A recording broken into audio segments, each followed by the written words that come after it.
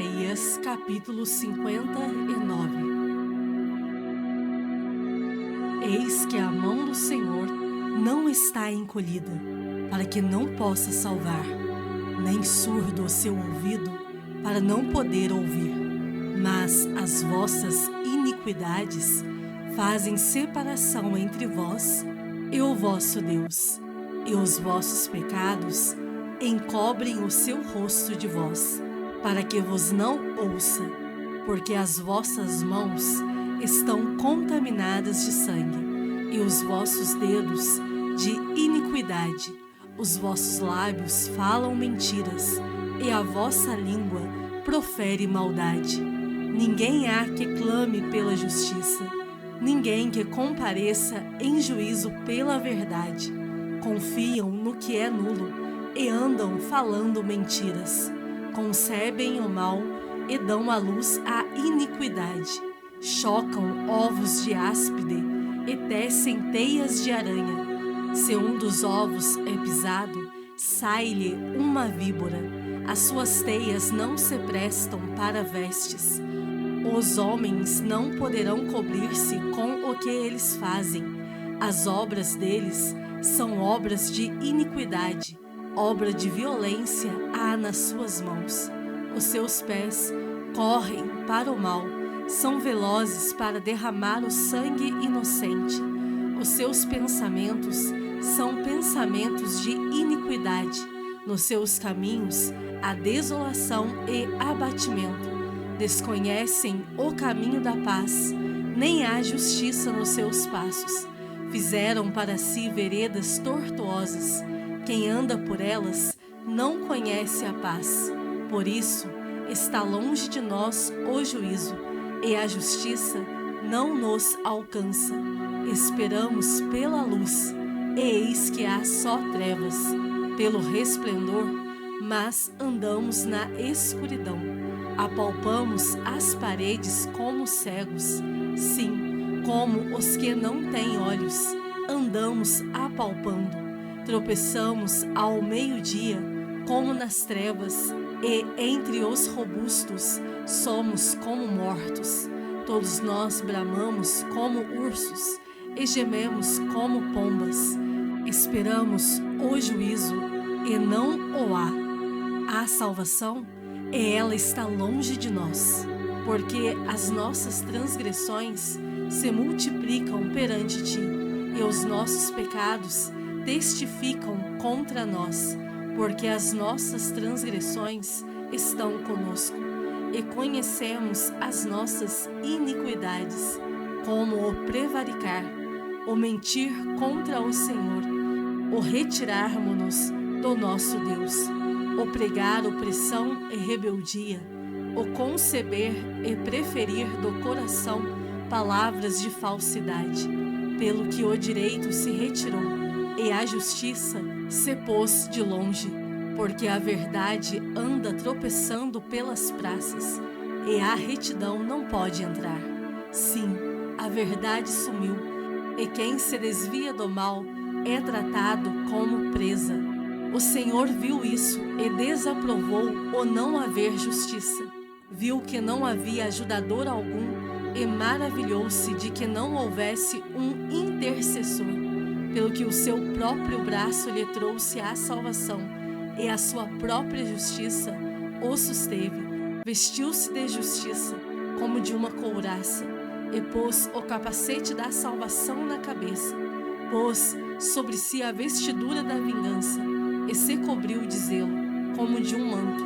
Segundo as obras deles, assim retribuirá furor aos seus adversários, e o devido aos seus inimigos. As terras do mar dar-lhe-ás a paga. Temerão, pois, o nome do Senhor desde o poente e a sua glória, desde o nascente do sol. Pois virá como torrente impetuosa, impelida pelo Espírito do Senhor. Virá o Redentor a Sião e aos de Jacó que se converterem, diz o Senhor. Quanto a mim, esta é a minha aliança com eles, diz o Senhor. O meu Espírito que está sobre ti, e as minhas palavras que pus na tua boca, não se apartarão dela, nem da de teus filhos, nem da dos filhos de teus filhos, não se apartarão desde agora e para todo o sempre, diz o Senhor. Isaías capítulo 60.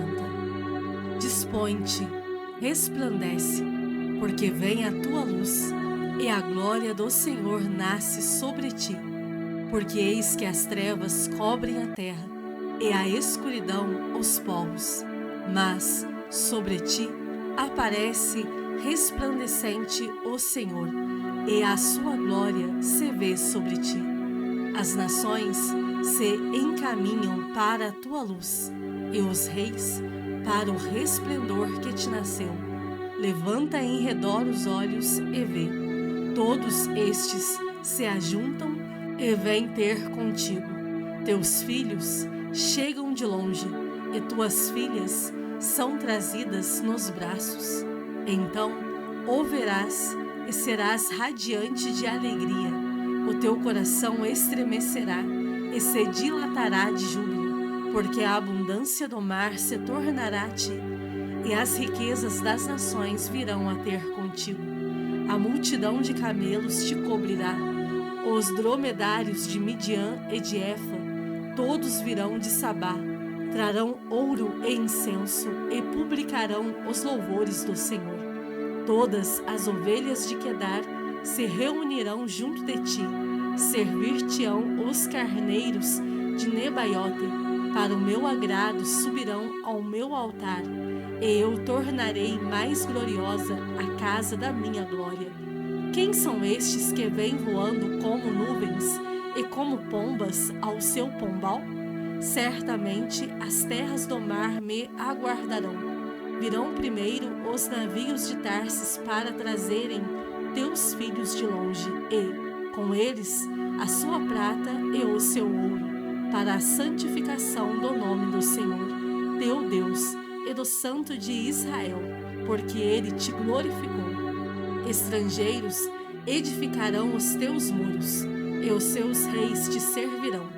Porque no meu furor te castiguei, mas na minha graça tive misericórdia de ti. As tuas portas estarão abertas de contínuo, nem de dia nem de noite se fecharão, para que te sejam trazidas riquezas das nações, e conduzidos com elas os seus reis. Porque a nação e o reino que não te servirem perecerão. Sim, essas nações serão de todo assoladas. A glória do Líbano virá a ti, o cipreste, o olmeiro e o bucho, conjuntamente para adornarem o lugar do meu santuário, e farei glorioso o lugar dos meus pés. Também virão a ti, inclinando-se, os filhos dos que te oprimiram, prostrar-se-ão até as plantas dos teus pés, todos os que te desdenharam, e chamar-te-ão cidade do Senhor, a Sião do Santo de Israel.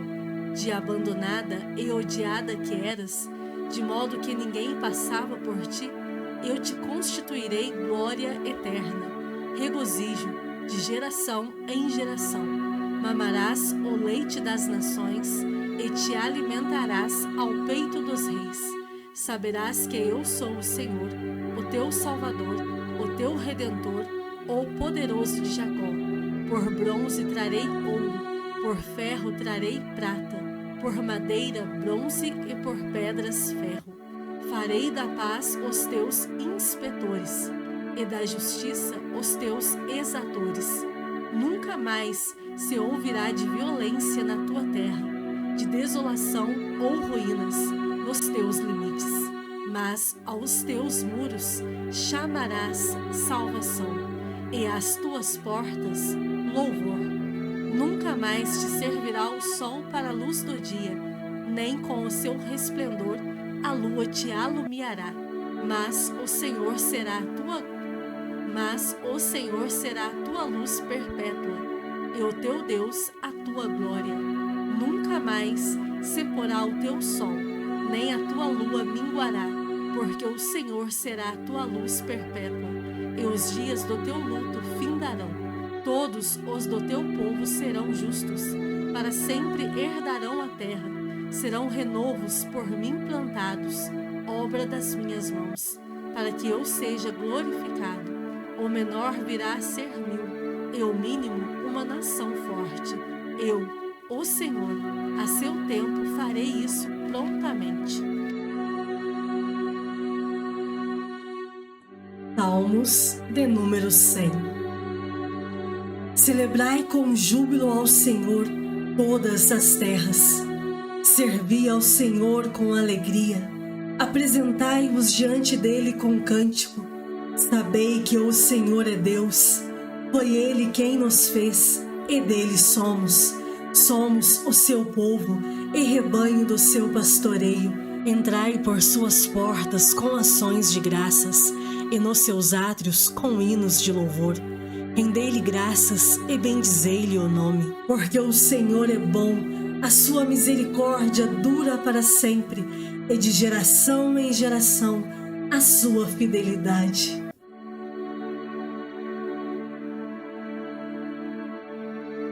Atos, capítulo 22. Irmãos e pais, ouvi agora a minha defesa perante vós. Quando ouviram que lhes falava em língua hebraica, guardaram ainda maior silêncio e continuou: Eu sou judeu, nasci em Tarso da Cilícia, mas criei-me nesta cidade e aqui fui instruído aos pés de Gamaliel, segundo a exatidão da lei de nossos antepassados, sendo zeloso para com Deus, assim como todos vós o sois no dia de hoje. Persegui este caminho até a morte, prendendo e metendo em cárceres homens e mulheres, de que são testemunhas o sumo sacerdote e todos os anciãos. Destes recebi cartas para os irmãos e ia para Damasco, no propósito de trazer manietados para Jerusalém os que também lá estivessem, para serem punidos. Ora, aconteceu que, indo de caminho e já perto de Damasco, quase ao meio-dia, repentinamente grande luz do céu brilhou ao redor de mim. Então caí por terra, ouvindo uma voz que me dizia: Saulo, Saulo, por que me persegues? Perguntei: Quem és tu, Senhor? Ao que me respondeu: Eu sou Jesus, o Nazareno, a quem tu persegues. Os que estavam comigo viram a luz, sem contudo perceberem o sentido da voz de quem falava comigo. Então perguntei: Que farei, Senhor? E o Senhor me disse: Levanta-te, entra em Damasco, pois ali te dirão acerca de tudo o que te é ordenado fazer. Tendo ficado cego por causa do fulgor daquela luz, guiado pela mão dos que estavam comigo, cheguei a Damasco. Um homem chamado Ananias, piedoso conforme a lei, tendo bom testemunho de todos os judeus que ali moravam, veio procurar-me e, pondo-se junto a mim, disse: Saulo, irmão, recebe novamente a vista. Nessa mesma hora, recobrei a vista e olhei para ele. Então ele disse: O Deus de nossos pais, de antemão, te escolheu para conheceres a sua vontade, veres o justo e ouvires uma voz da sua própria boca, porque terás de ser sua testemunha diante de todos os homens, das coisas que tem visto e ouvido. E agora, por que te demoras? Levanta-te, recebe o batismo e lava os teus pecados, invocando o nome dele. Tendo eu voltado para Jerusalém, enquanto orava no templo, sobreveio-me um êxtase, e vi aquele que falava comigo: Apressa-te e sai logo de Jerusalém, porque não receberão o teu testemunho a meu respeito. Eu disse: Senhor, eles bem sabem que eu encerrava em prisão e, nas sinagogas, açoitava os que criam em ti. Quando se derramava o sangue de Estevão, tua testemunha, eu também estava presente. Consentia nisso e até guardei as vestes dos que o matavam. Mas ele me disse: vai, porque eu te enviarei para longe aos gentios. Ouviram-no até essa palavra e, então, gritaram dizendo: tira tal homem da terra, porque não convém que ele viva. Ora, estando eles gritando, arrojando de si as suas capas, atirando poeira para os ares, ordenou o comandante que Paulo fosse recolhido à fortaleza e que, sob açoite, fosse interrogado para saber por que motivo assim clamavam contra ele. Quando o estavam amarrando com correias, disse Paulo ao centurião presente: ser-vos-á porventura lícito açoitar um cidadão romano sem estar condenado? Ouvindo isto, o centurião procurou o comandante e lhe disse: que estás para fazer? Porque este homem é cidadão romano. Vindo o comandante, perguntou a Paulo: dize-me, és tu romano?